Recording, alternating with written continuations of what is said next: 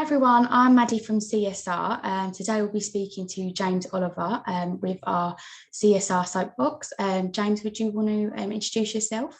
Yeah, hi, my name's James Oliver, MD and founder of Code Security Systems. Looking forward to our little podcast, Maddy. So, yeah. So today we will be speaking about a number of things, mainly the challenges within the fire and security industry and what James will be planning to do with the company within 2022. So as you know, James, there are a lot of challenges at the moment within the fire and security industry. What sort of general challenges have you had within the past couple of years? So obviously COVID is, let's talk about the biggest challenge that I think most business, not just fire and security, have had to sort of navigate through. So COVID being obviously probably the biggest challenge that I've ever come across in my business career.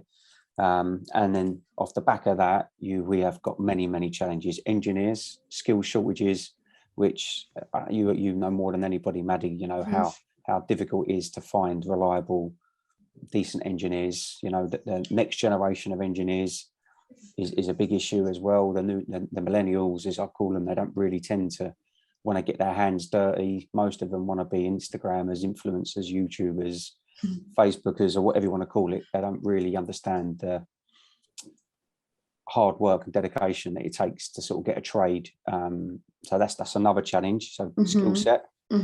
Rising prices, you know, from our manufacturers, you know, core costs going up, which is going to happen. And we're working for jobs that we secured maybe 18 months ago. So we've had, you know, trying to sort of bridge that gap where we're trying to buy something, you know, maybe 10-15% more expensive than it was when we secured that job. And another thing as well is clients, obviously expectations always getting forever demanding. And they want to buy it cheaper. So it's just there's a few challenges out there that we've got to navigate, which is good. We want problems because if we can have it. Yeah, that's right. So with the whole COVID thing, obviously, as a small to medium sized company, I think they probably got hit the hardest.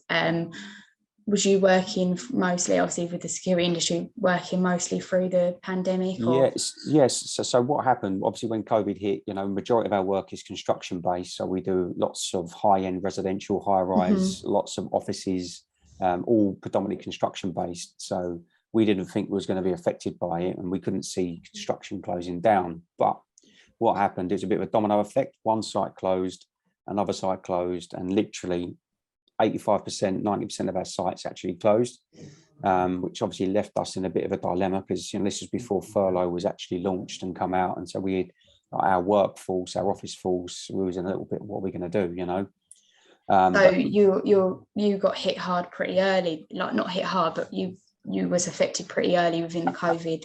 Absolutely, yeah. It really come on, and you know, as a sole business owner, you know, it was very challenging times to see what are we going to do, how are we going to navigate. You know, no one's ever been through this position before, but the government did step up with furlough. You know, we did condense the business down to a very small team.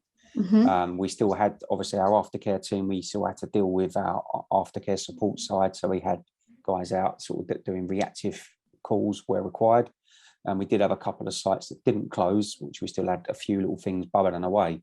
But it took us a little bit of time to actually realise, you know, that when we condensed the business, to actually think, actually business as usual, we've still got to actually go in the market. We've still got to look for new opportunities and not just retract. So it did take us sort of a month, 6 weeks in that first lockdown period to actually realise that, you know what, we've still got to be aggressive in the market. We've still got opportunities. So we did actually turn that around. We did lose a fair bit of work through to price, through to what have you, through to maybe connections that we didn't have, and that did leave a bit of a hole in our order book. But we've subsequently filled up now. I think initially with a lot of companies it was panic, wasn't it, for at least a couple of weeks. I know with us, like I know personally with Brady, like at the start we was all like kind of like, oh, what's happening? There's a bit of uncertainty, so you're in a bit of a headspace, but then when you actually sit down and think, okay, well, there's nothing we can do about this now, so we've got to work through it, kind of thing. It was tough, you know, I'm not gonna lie. It was where we're used to going to the office every single day. You know, we shut the office, we then had to sort of invest in technology so everybody could work from home. So that's, upgrading our server to a cloud-based server, giving everyone laptops, VoIP phones to take home. So it was a fair bit of investment up front, and we had to deploy pretty quick so that we could, work and react to that, which obviously a cost that you can't recoup back. But yeah, so we did have to adapt to the market. But it is what it is, right? You've got to do what you've got to do to keep going, and that's what you seem like you've come out of it pretty much stronger than before. So was it the fact that you kind of got the gist of what you needed to do and just powered through it until it got better? Or I think there's a lot of that. I think there's a lot of fight or flight that you have to do, but I still don't think that you've seen the true effects of COVID yet. I think that where the government's been very supportive with the bounce back loans, CBILS loans. The minute money's cheap, interest rates are low, so there's lots of companies potentially out there who are borrowing, but it's all got to be paid back. Some people may have deferred VAT, deferred tax, whatever they've done to sort of keep their cash at bank. But yeah, so I don't think you've really seen the true effects of COVID yet. Material shortages, as we said, the wages now that which are going up and up and up. It's getting to a point which is unsustainable when people don't want to spend the money for it. Yeah. So with, obviously, I know you said one of your issues was with the materials, and obviously you quoted before the whole materials went up. So have you had to put your prices up to started to have to put your prices up due to the materials obviously going up, and has that affected you at all? So on new jobs we're tendering, obviously the new inquiries we get and the new stock jobs we're pitching on current rates, but secure jobs that we've secured maybe a year, 18 months, 2 years ago, whatever it is, they're secured on old rates that we don't have the opportunity to go to the client and say, look, this material's now gone up, we need to hit you for X amount, because they won't honour it. We're in contracts, it's all signed jobs that we don't have that opportunity to go back for raise for extra money. We're building to scheduler rates, so we don't have that luxury to do that. On new inquiries we do, but equally still, we might tender a job today and may secure it in 6 to 12 months time, and who knows where the market's going to be. So it's always challenging. It's a risky business, the construction side of it, but that's what we do. The construction is the main industry, like kind of the marketplace you work in. That's what you we specialize in that market. We understand how to deliver it. We understand how to work with the consultants, how to work with the M&E contractors, the fit out contractors. It's not a sole business, but we are sort of leaders in that market space, and that's anything. We do a lot of residential, so that could be 10 flats up to 500 apartments, more like across multiple blocks, multiple phases. And that's doing fire and security, sort of integrating together. What made you pick that sort of marketplace? Is it something that you have the most knowledge in yourself? To be fair, the one thing that I've learned about business is that you naturally levitate to stuff. Unknowingly, you'll do stuff and it would lead on to something else. And before you know it, the stuff that you are doing is something that you never thought you'd be doing. When I started my business, I thought I was going to be sort of doing a lot of domestic stuff, a lot of houses, but it never really went that way. It really went straight into the commercial market, and we was doing lots of. I think you've done the right thing though, because that's really where the money is, and that's where you can progress in it within a company, can't you? Most people go from domestic and then they work their way up and they go on to the bigger stuff a bit later on. But if you've done that from pretty much from the start, then you haven't got that jump, have you? But it's still, it's risky. You've got to have the money to fund it. It's you've got to have the workforce, you've got to have the infrastructure. So it's, I think whatever, the size of your business or whatever market you're in, the problems you get are the same. They just might be smaller or bigger, but it's all relative.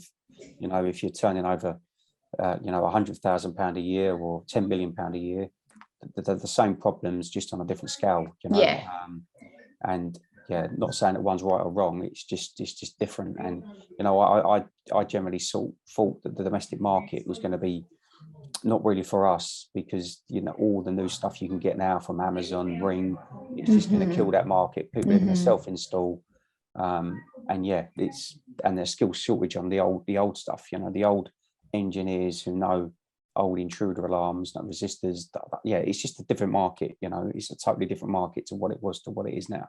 Yeah, I think obviously with all like Amazon selling stuff and people probably trying to save money, they'll probably do it once or twice and realize it's not that as easy as and they originally thought. As I think a lot of things you try and do what like yourself, and then you realize it takes 4 hours longer than if you got someone in and it took an hour, and you might have to pay a little bit more money, but it's going to be done properly, don't you? Absolutely, yeah. But I know people at the moment are trying to save money for everything at the moment. But in terms of like your plans within like growth and stuff, is there any sort of markets you're kind of looking to progress more into? I know you started off more, am I right, in more the project side, but you've got a lot of service contracts as well. So is there anything else you are planning this year? Yeah, so that's a great question, Maddy, and you've sort of hit the nail on the head there. We are a very project-based business, and we have got a very good aftercare department, which is, we call this our service department. We call it aftercare.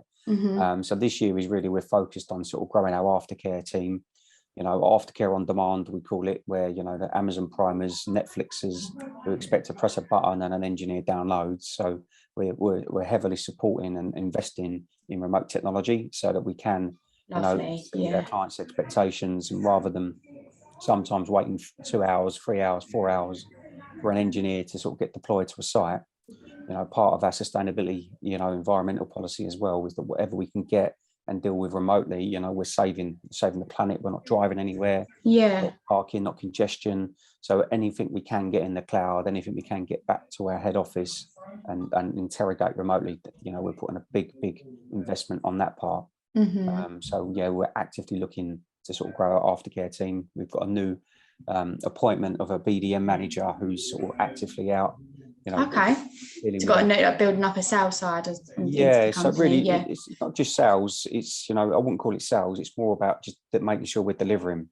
So making sure it's account management as well, just customer service. Making sure that we are doing what we say we're doing, making sure the clients are, we are meeting their expectations, making sure that that they're getting looked after, because the one thing that I noticed in the business is that they only see an engineer or an invoice, or phone up there's a problem, and they don't really have that one-to-one, someone just to pop in, how you doing, you're okay, is this function okay, are we doing that for you?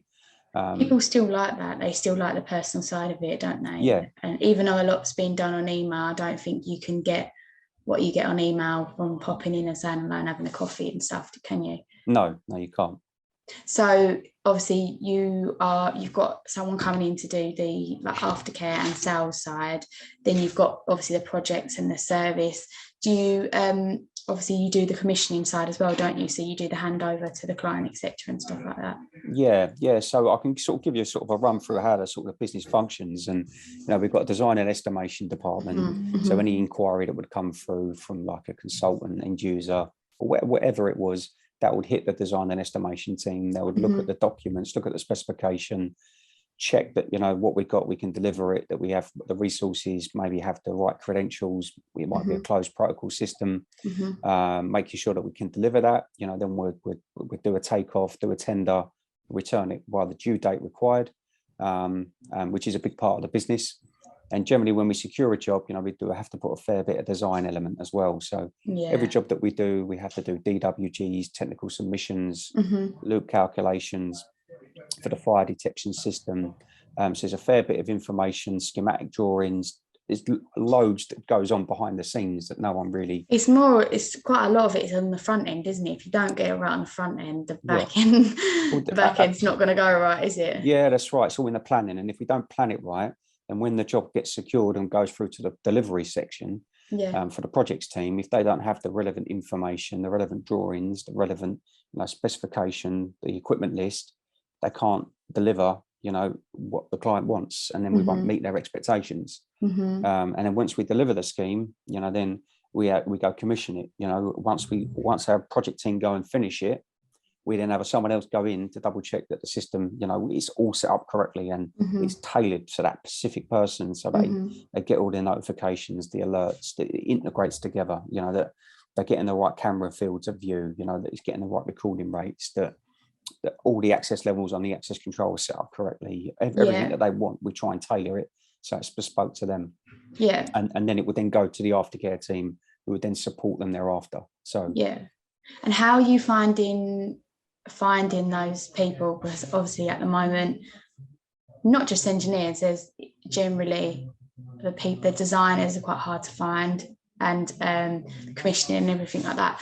I know you've got people that work there for quite a few years that are loyal to you, which is great, but are you struggling to find people that have their credentials and the qualifications as well? Or yeah, so that's so that is always a moving target, because obviously skill sets change. So we're always looking for obviously we partner with you, Maddy and Brady, yeah. To help us out, and you have done that. You've got some great placements, which we thank you for. No really appreciate the partnership we've got. But in addition to that, we've always been a strong believer of growing talent yourself. Yeah. So I come from an apprenticeship. I've done a modern apprenticeship, went through the whole thing. So we are strong believers on, bringing the next generation through. Yeah. So that's a big part of our ethos, to grow them within. And we've got a training room in-house so that we can sort of train them on some stuff that they can't learn at college, or if they don't have the time on site, we can still do it back in our office here to sort of make sure they are delivering it how we need to deliver it. And obviously the other thing we look at is obviously skill changes. So someone who may have a transferable skill set in a different line of industry. I think that's really important. Really, that's really good that you're looking at that, because not a lot of companies look at that at all. Yeah, and it's, you have the same CVs come through from some time to time. Some people get maybe don't have the foresight to pick up the new technology, or some people are great on the networking, on the technical side, but maybe on the physical side they're not so good. So so we always try and look at someone's skill set of what they've got. How can we develop it? How can we enhance it? And how can we use their skill set within the business? Yeah, because at the moment there's still two sides, isn't there? There's like a physical install, wiring and stuff like that, and then there's more of the IT side, more like people are coming from sort of different industries and going into like the commissioning side of that. But I think eventually it'll peter out, wasn't it? So you need to get a balance, don't you? Because you need to have both of them sort of things in the business. But with myself, I've noticed, like yourself and Jamie that I work closely with, you are good. Like if I send you a CV that means they might need a little bit of training and stuff, you're not the sort of people that are like, okay, no, we want someone to hit the ground running. Because at the end of the day, you've got to compromise and look at it, haven't you, and think, how can we fit that person into the company? Yeah, and I don't think personally you can get anyone to hit the ground running at any company, because every company works different. Every company has different expectations. Everybody has different ways they work. They use different CRM systems. So if whatever placement you have, you still need to give them support and guidance so that they're going to deliver. You can't just, so, and then sometimes we look at, if we're going to give someone an opportunity with a skill set that is transferable, that we can help, then we'd like to think they're going to give a bit of loyalty back, because we're going to support them and push them forward. I think they will. If you give them that training and that, then they almost like you've helped them out in getting it's skills a partnership, in their life, it's a two-way thing, and that's what we look at. It's not, you're not working for me, you're working with us as a company to build something. And that's one thing that we try and do is, work with our staff, and everyone's job is just as important as everyone else's. Of course it is. And that's what we try and do, get across to the team. And what made you originally want to have your own business? Because I know you said you started off as an apprentice.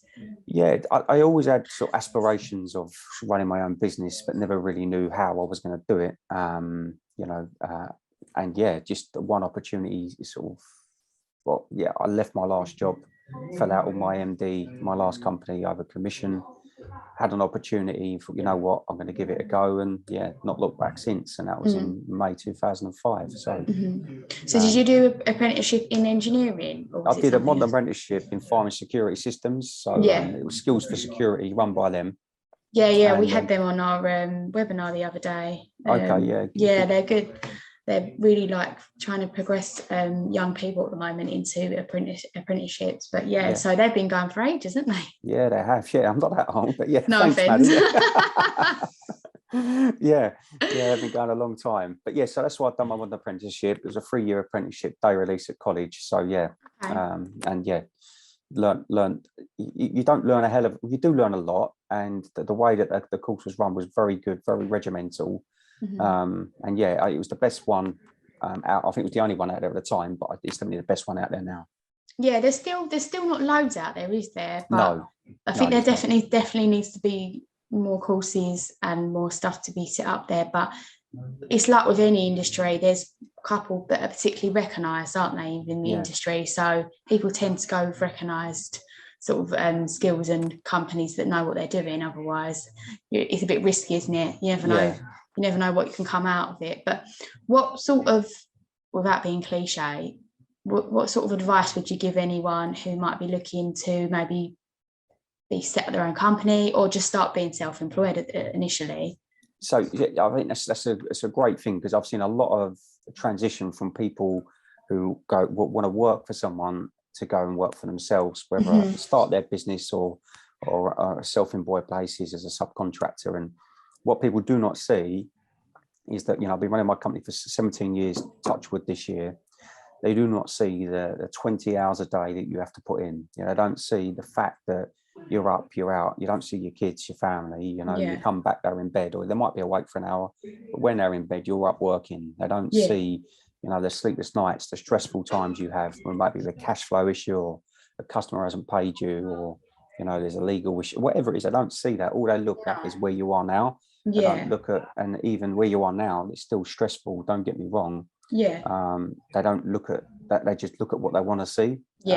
So what I would say is be very clear about what you want out of life. And if you want to run your own business because you want the kudos about it, then great. Or if you want to run business because maybe you want to have more time to yourself, then forget it, because you ain't gonna have more time. Okay.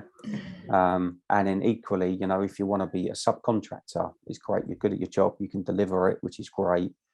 But then the other stuff that you might not be good at, which is doing your paperwork. And most engineers are terrible at timesheets, terrible at dockets. If you're going to go to the subcontract side of it, you need to be all over that. You need to be a master at paperwork, because if you're not, you won't get paid.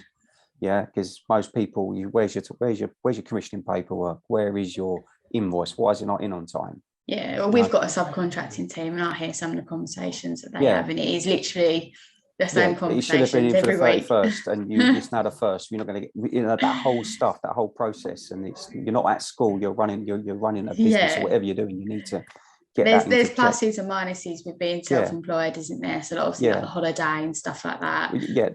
It's a great thing. So like when you're self-employed, you want to take a 2-week holiday. You're not getting paid for that 2 weeks. No. So it takes you 2 weeks before and after to catch up from where you are. So my sister's self-employed, and I have to make her take time off sometimes, because I think where you think, right, well, I'm not getting paid and I've got to pay for a holiday or something. You think like that, don't you? Sometimes you just need to look at it and think, okay, but I'm still working, I'm still full time. You know what I mean? You still need to have a break, don't you? But then on the other side, if you're working for a company and and you're getting looked after, you're getting paid, you get paid what you're worth, you're at your wage, you don't live beyond your means, and you have career progression, then sometimes you've got to look at yourself. Why do you need that burning desire to sort of work for yourself? What are you getting out of it? I don't know. So I think you've got to ask yourself, definitely, is this what I want, or is it just kind of my ego? Or it's a trend, do you know what I mean? It's a massive trend, and fair enough, on paper you might think you earn more money, but when you actually take your van, your insurance, your takes petrol, a long time tools, to build it up as well, don't you? Does. I'm sure in your eyes you had a lot of months where sometimes you don't take it, you don't take anything, because you're still building your business, aren't you? So what are your, obviously kind of finishing off this podcast, what is it that you're kind of looking to do within the next, obviously 2022? Is there anything in particular that you have goal wise within the company, or anything that you might be looking to do that's a bit different from last year? Obviously I know, just to keep, last year was very different, so I'm hoping you've got different plans. So to be fair, Maddy, we're looking to dominate. We don't want to just sort of stay as we are. We want to keep growing. We've got a really solid team around us. Everyone believes in what the dream is. They all got the same goal. We don't want to stay the same size. We want to keep continuing to grow, maintain, make sure we're doing what our clients what they need, but make sure we're delivering for our clients. Because ultimately, that we're here for them. People say you want to work for yourself, you still don't. You work for your clients. Yeah, cool. And so we want to make sure that we're still delivering in every area that we can. And as I said earlier, aftercare is a big part that we want to really make sure that we are delivering, and our clients know that we fully respect, fully support, and fully do whatever we can to sort of meet their needs. So aftercare, we're having a big shift into making sure that we are doing exactly what we need to, and will do. So growing the service and the customer service side is a big thing for you. Absolutely, yeah. Great. I hope everything goes all right. Obviously, I'm going to be in touch with you anyway. Yep. But it's been really nice chatting to you, kind of learning about code and why you did obviously build your company, etc. But yeah, thank you so much for taking the time to speak to us. Cheers, Maddy. Thank you. No worries. Take care. Take care. Bye. Bye.